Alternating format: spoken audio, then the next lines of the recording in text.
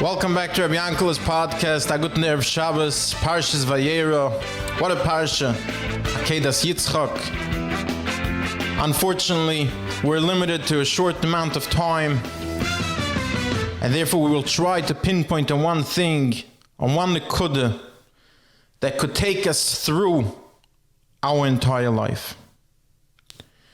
The Torah tells us Avram Avinu, after 138 years of preparing himself, preparing the world, and being mechanech, his child, his Yitzchak, as the Torah says, his ben Yochid, the one ki be Yitzchak Ikari lechazara, he was the one that's supposed to be the father of Klal Yisrael.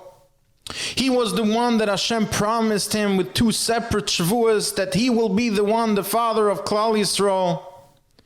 After all the chesed that he has done, as we all know, Avram Avinu was midas chesed. His entire life was to give to others. His entire life was to be a giver. Avram Avinu, as this Baal midas chesed, as the Ava Rachmim that he was to his son Yitzchak, is brought to the point where HaKadosh Baruch Hu tells him to bring this son onto the Akedah and perform the Akedas Yitzchak. Of course, if we look at it al pi derech hateva, it's unimaginable to think how a human being can survive such a moment.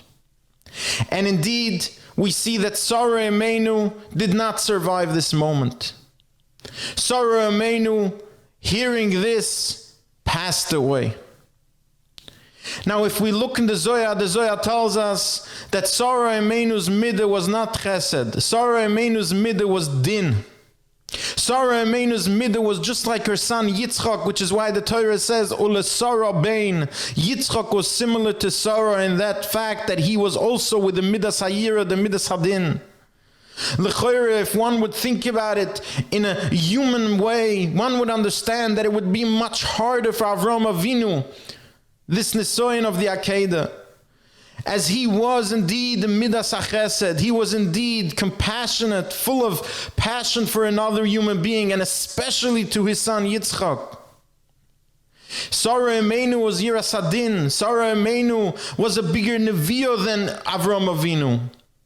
How is it that Sarah Imenu did not survive, and Avram Avinu did survive? Avram Avinu not only survived, but Vayashkim Avram Baboike.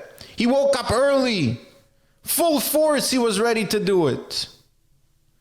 But of course, the lesson is incredible. This Nisoyan was given to Avram Avinu. And since this was Avram Avinu's Nisoyan, he was given the strength to succeed in it. Incredible. It was not Sarah Imenu's Nisoyan, and therefore she could not survive it. Hanani, Mishael, Azariah, the Gemara tells us, they were thrown into a fire, and they were willing to give up their lives. L'kadei Shem Shamayim. However, had they been tortured, the Gemara tells us, in that case, not so much. And the Rishonim tell us on the spot that it wasn't exactly Avodah Zarah, so it wouldn't have been that bad. But let's stay simple. How is it that Hanani, Mishael, and Azariah would not have survived torture? And why is it that the Gemara feels the need to tell us that? It looks a little bit like the Gemara is trying to diminish their level when we know, of course, that they were tzaddikim gemurim. But of course, it's the exact same message. The Gemara is telling us their nisoyan was fire, so they were given the strength to survive that nisoyan. But if they were tortured, since that was not their nisoyan, they indeed would not have survived. A person is always given the strength to survive the nisoyan that is his nisoyan.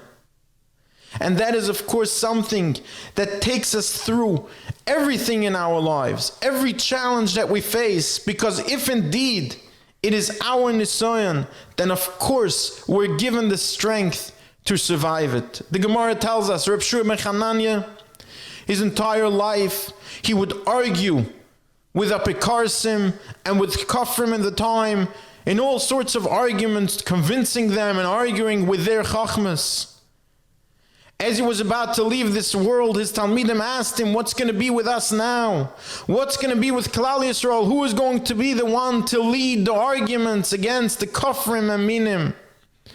And he said, it doesn't work that way. If there will be no one in Klal Yisrael to argue with Chachmas HaTorah, then there will be no Chachma by them. Everything comes with a balance. There is no such thing that there is something out there that can challenge us if we were not given first the ability, the capability, the strength to succeed in the challenge and to come out stronger on the other side, as indeed Avraham Avinu did. This is the message of the Akedah. This is the message that we need to take with us. And when we face a challenge, we need to know that before the challenge even started, HaKadosh Baruch Hu already prepared the tools for us to succeed and to come out on the other side with a success. One more point about the Akedah. There are many, many commentaries and ideas on how to look at the challenge of the Akedah, what the exact challenge was, and how Avraham Avinu succeeded into it, and the lessons and the schus that is eternal for generations. But there is one point which we just can't forego. The Torah tells us, Vayashkem Avraham baboike. Avraham Avinu woke up in the morning. Unfathomable. Avraham Avinu, as we just went through, his entire life was to get to Yitzchak.